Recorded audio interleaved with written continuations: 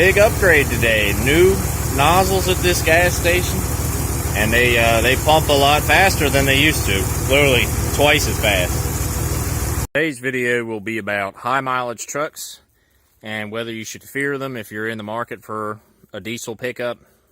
Does the miles matter? And what you need to know about high mileage trucks. So there's a few things to consider when you're looking for high mileage trucks. One is the prior history of it. For this video, I'm talking mostly about 200,000, 250,000 mile trucks, but could be any mileage higher than that.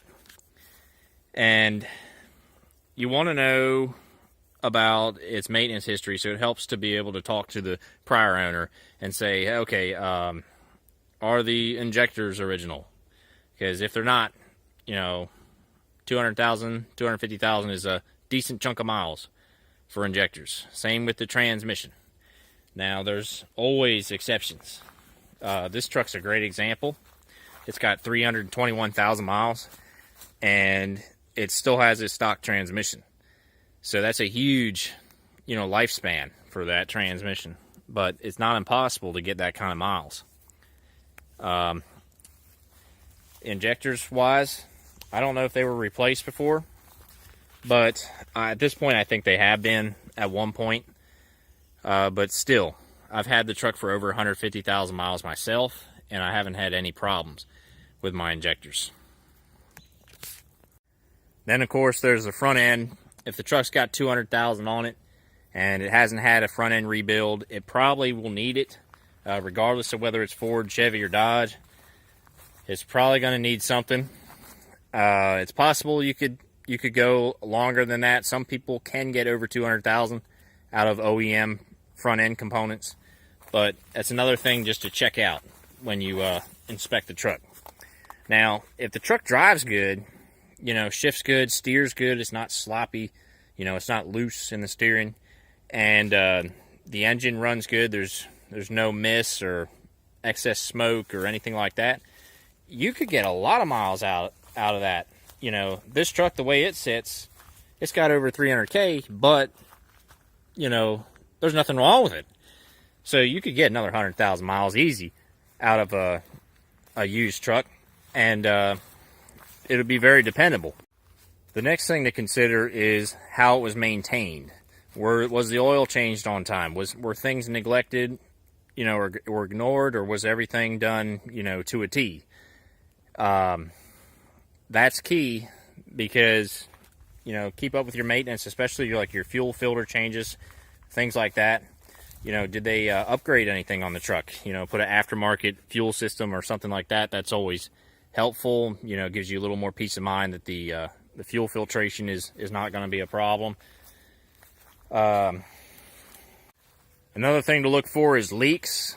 With a truck at 250,000, a diesel in particular, it's going to have some leaks, and it's just a matter of, are they reasonable leaks? You might see some leaks around the front rear main seal area, stuff like that. Maybe a little bit of a coolant leak around the some of the little elbows there that have gotten dried up from, being heated up all the time. That stuff can be normal, and, as long as it's not out of control, you can't expect too much unless it's this truck, which, miraculously, it just stays dry underneath of it. Can't ask for much more there. One of the most important things is how it was driven. It has that many miles on it, but were they city miles? Was it on a farm? Did it idle in a field all day? A lot of those miles, because that's extra miles that don't show up. The city miles, puts some mileage on the transmission, wear and tear on the trans. If it was driven on the highway, that's much easier miles. If it was driven with a load behind it, that's not necessarily a bad thing. That actually kind of keeps things clean. Burns off deposits. That's generally a decent thing. So if you're looking at like a hot shot truck that was, running hundreds of miles a day with a heavy trailer, that trailer is not necessarily a bad thing. It will put a little more wear on the trans, but I think the engine really enjoys, you know, having that load behind it. So it'd be good to know how long the truck was driven, like how much distance per drive was it driven.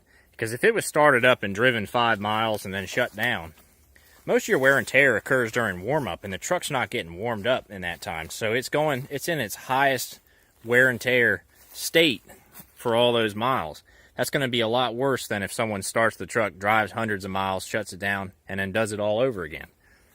At the end of the day, it's worthwhile to consider a higher mileage truck, especially if you're someone that, you know, you might like to get into a few model years newer of a truck and you'd be willing to take a little bit more miles. If you're mechanically inclined, this would definitely be a better option for you because, you know, if you know these trucks, you know the engines, and you know how to work on them, and you know the common issues, you know, you can easily deal with a higher mileage truck and get years of dependability out of them.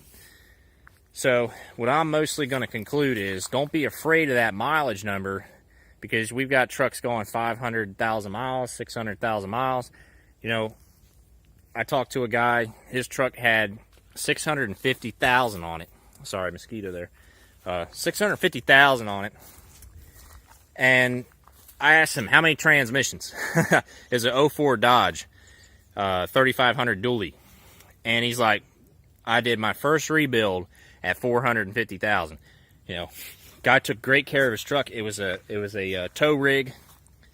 So yeah, these trucks can really last a long time. So I wouldn't be too scared of that high mileage. And that said, good luck in your purchases, and let me know if you have any questions.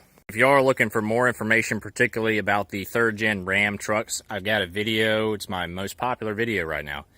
It's a buyer's guide for 2003 to 2009 Dodge Ram diesel trucks, and I go through all the common things that you need to look for when you buy a truck, and that goes for a truck of any miles.